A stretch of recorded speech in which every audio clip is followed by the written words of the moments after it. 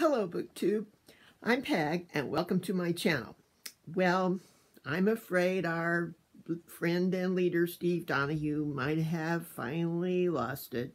Not in a bookish way. I mean, he's still the most brilliant when talking about books. But last night, he made a video where he talked about this hallucinatory play that he thought he had taken part in, where he was visited with his fans all over the world, naming some of them by names, and talked about books, and it was real zany and a strange thing. I'm not sure if maybe he's been reading too much Shakespeare. Isn't there a hallucinatory scene in Hamlet there with witches or something? I'm not sure what happened there, but more about that later.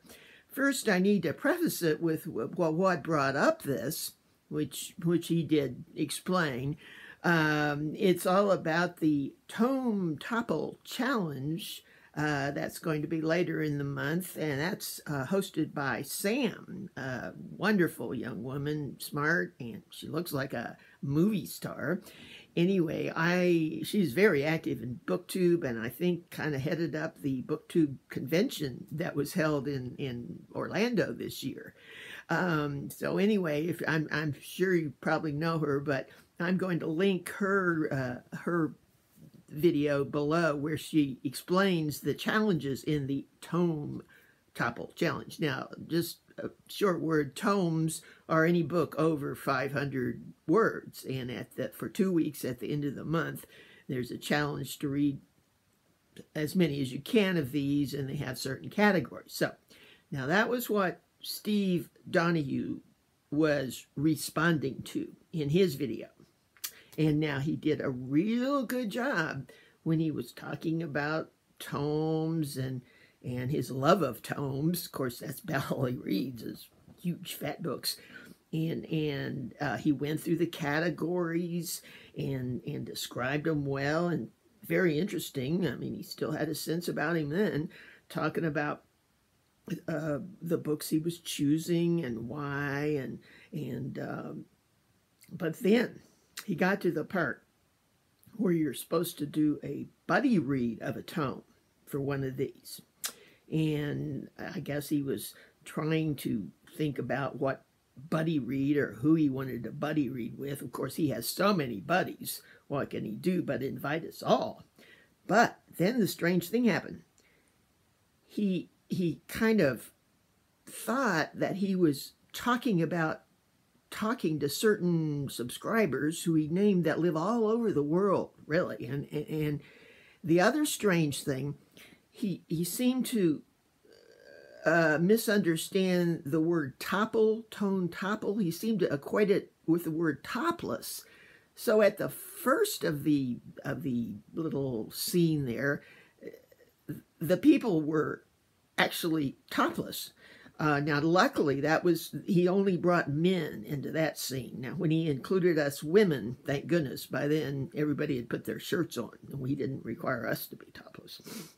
So anyway, in it, he pretended to kind of ask our opinion of what all his group should read as their buddy read, what tome. As I said, he pretended to ask us, and then in his inimitable manner, he let us know what we would be reading.